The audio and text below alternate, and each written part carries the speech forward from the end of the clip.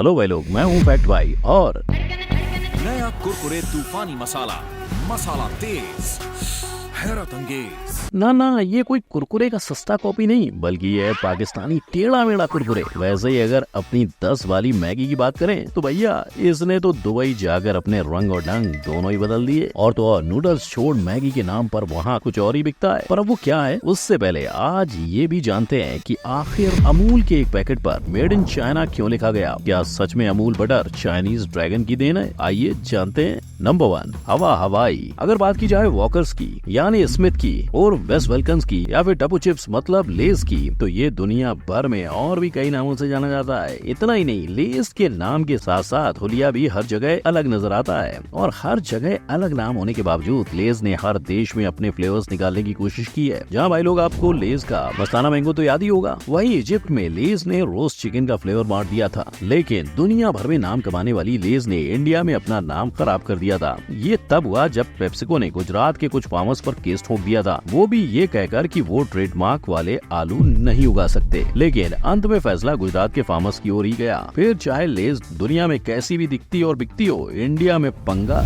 नहीं सा जाएगा। नंबर 2, कुछ तीखा मीठा हो जाए। क्या कभी मीठा तीखा हो सकता है? या फिर अगर कोई आपके मीठे में कोई खट्टा मिला दे तो? अब जिस मुंह बिगाड़ देने वाले कॉम्बिनेशन को आप नकार दोगे, उसे ही जापान की जनता ने स्वीकार किया है। और जहां पूरी दुनिया में किट कैट कई फ्लेवर्स निकाल चुका है, वहीं जापान में उसके 300 तरह तरह के अतरंगी फ्लेवर सामने आते हैं। पर अलग दिखने वाली किट कैट की रेस में यूके भी पीछे नहीं है। यहाँ आपको नींबू और योगर्ट के मिश्रण वाली किट कैट भी मिल जाएगी। लेकिन शुरुआती दिनों में किट कैट के पास यूनिक के नाम पे सिर्फ एक ही फ्लेवर था, ऑरेंज। और तो और इतना सब करने के बाद अब नेस्ले की किटकैट ने अपना नेटवर्थ $45 मिलियन से ज्यादा का कर लिया है। हालांकि इंडिया ने भी किटकैट का सेल्स बढ़ाने में अच्छा खासा साथ दिया है। यानी 1935 से शुरू हुई किटकैट की जर्नी अब रुकने से इनकार कर रही है। नंबर 3, 10 रुपए वाली।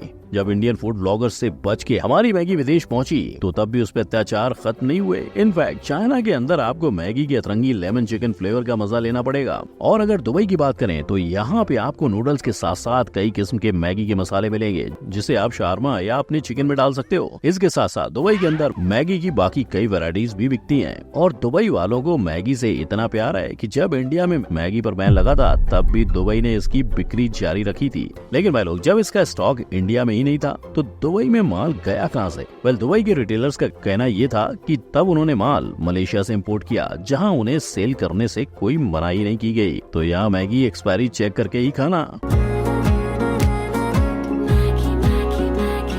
From Nestle. नंबर 4, आपस की बात है। इस कुरकुरे के फ्लेवर को पहचानोगे भी कैसे? क्योंकि ये फ्लेवर इंडिया में कुरकुरे तूफानी मिर्च के नाम से बिकता है और पाकिस्तान में तूफानी मसाला के नाम से। लेकिन जहाँ ये दोनों ही फ्लेवर एक जैसे हैं, वहीं पाकिस्तान के लिए कुरकुरे ने दही, पापड़ी चाट और बारबेक्यू जैसे फ्लेवर्स भी निकाले हैं। और तो और खास पाकिस्तान के लिए कुरकुरे ने निम्को नाम की नमकीन भी शुरू कर दी। इतना ही नहीं, कुरकुरे पाकिस्तान का एक शो भी है, जिसमें उनके पसंदीदा कंटेंट क्रिएटर मोहम्मद साकिब हर दूसरे सेलिब्रिटी को कुरकुरे से भरी फेमस डिशेस खिलाते हैं। यानी पाकिस्तान ने तो कुरकुरे को टेढ़ा है पर मेरा है कह दिया है। पर इस चीज में बांग्लादेश भी कम नहीं है, क्योंकि कुरकुरे ने उनके लिए भी अलग से 4 फ्लेवर्स निकाले हुए हैं।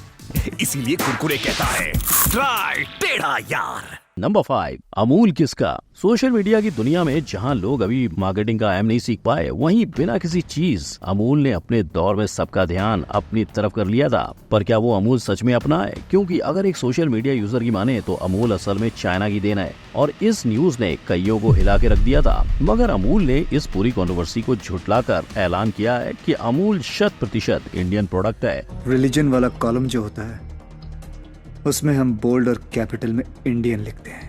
इनफैक्ट अमूल ने चाइनीज प्रोडक्ट का बहिष्कार करने के लिए ड्रैगन से लड़ता हुआ एक कार्टून भी डाला था। मगर अमूल भी अपने आप को मल्टीनेशनल कंपनी में तब्दील कर चुका है, जहां आपको अमूल के कई सारे प्रोडक्ट्स इंटरनेशनली भी मिल जाएंगे। हालांकि अब अमूल इससे भी बड़ी छलांग मारने की तैयारी कर रहा है। अमूल की तरफ से अगले 2-3 सालों में 5,000 करोड़ का इन्वेस्टमेंट देखने को मिल सकता है, जो कि उनके आने वाले दिनों में कई चीजें बनाने की मदद करेगा। नंबर 6, असली सफेदी। क्या आपको पता है मिल्की बार एक चॉकलेट है ही नहीं, और ना सिर्फ ये, उसका नाम भी अलग है। अब ये फैक्ट भाई इसीलिए कह रहा है क्योंकि मिल्की बार में कोकोआ बटर नहीं होता। और अगर इसके नाम की बात करें तो भाई लोग ये सिर्फ यूरोपियन कंट्रीज के लिए है जहाँ इसे गलत बुलाया जाता है, और इसे आप ब्राजील के स्टोर्स में भी खरीद सकते हो। लेकिन चाहे नाम अलग है पर काम वही है, यानी सेम टेस्ट। और अगर आपको याद होगा तो कुछ समय पहले मिल्की बार के ऊपर कार्टून आते थे। इस कार्टून को लेकर मिल्की पर एक कंट्रोवर्सी हुई थी जहाँ एक इंसान को चॉकलेट खाते वक्त उस पर अश्लील इमेज दिखाई दिया। हालांकि ये बस एक इत्तेफाक हो सकता है, मगर फिर भी नेस्ले ने अपनी सफाई में माफी मांगी और कहा कि वो बस एक घोड़े का सर था। नंबर 7, पुराना मॉन्क। गर्मी से लेकर सर्दी तक और ब्रेकअप से लेकर मेकअप तक सभी चीजों का ध्यान ओल्ड मॉन्क ने रखा है। और न सिर्फ इंडिया पर ओल्ड मॉन्क ऐसा ही ध्यान फॉरेन की कंट्रीज में भी रख रहा है, जहाँ सबसे ज्यादा इंडिया से ओल्ड मॉन्क अपने घर ले जाने वाली कंट्री है कीनिया, जहाँ के लोग 750 ml की ओल्ड मॉन्क के लिए 1580 KES यानी 860 रुपए देते हैं। लेकिन ओल्ड मॉन्क की डिमांड यूएसए में भी काफी पाई गई है, जहाँ ओल्ड मॉन्क की रम के साथ साथ बियर भी बेची जाती है। पर यहाँ पे आए पुराने मॉन्क जी की बात करें तो यहाँ 7 साल पुरानी ओजी रम के साथ ओल्ड मॉन्क की व्हाइट रम के भी दर्शन होते हैं। और क्योंकि ये रम इंडियन स्पाइसेस से बनी होती है तो कई अमेरिकन को इसका टेस्ट ज्यादा तीखा लगता है। The alcohol is strong. The proof is a little higher on this. पर फिर भी इंडियंस की पहली पसंद होने की वजह से ओल्ड मॉन्क नाम की मूवी भी बनाई गई है। नंबर 8, पक्के दोस्त। सदियों से चलती जंग, लाखों करोड़ों का खर्चा, अभी तक चलती कंपटीशन और अंत का कोई ठिकाना नहीं। ये कोई राजा महाराजाओं की नहीं, कोक और पेप्सी की लड़ाई है। इन दोनों ही ब्रांड्स ने जन्म लेते ही एक दूसरे से लड़ना शुरू कर दिया था, लेकिन जीतने के लिए इनके पास शस्त्र के तौर पर अपने यूनिक आइडियाज थे। जहाँ कोका कोला ने फ्रांस के अंदर कॉफी वाला फ्लेवर निकाला, वहीं पेप्सी ने भी उसका पीछा किया और कुछ सालों बाद अपनी कॉफी निकाल ली। और ऐसा पहली बार नहीं हुआ है। कोका कोला वालों ने जब ब्रिटिश ओवरसीज टेरिटरी जिब्राल्टर के लिए ऑरेंज फ्लेवर निकाला था, तो वहीं पेप्सी ने जापान के लिए जापान ऑरेंज कोला निकाला। यानी ये 7 ना होगा कम। इनफैक्ट जहां पेप्सी ब्राजील में $1.2 बिलियन का इन्वेस्टमेंट कर रही है, वहीं कोक भी इंडिया में 647 करोड़ का दांव खेलने वाली है। नंबर 9, एक्स कहाँ का। लड़की चाहिए, एक्स लगाओ। मर्द बनना है, एक्स लगाओ। छोटे बच्चे हो तो भी एक्स लगाओ। ये फैक्ट भाई नहीं, एक्स वालों का मानना है। और इसीलिए इंडिया के अंदर 2012 तक एक्स का सेल 20% शेयर था, मगर जब से यहाँ की गलियों में फॉग आया है, जनाब हिंदुस्तान में तो फॉग चल रहा है।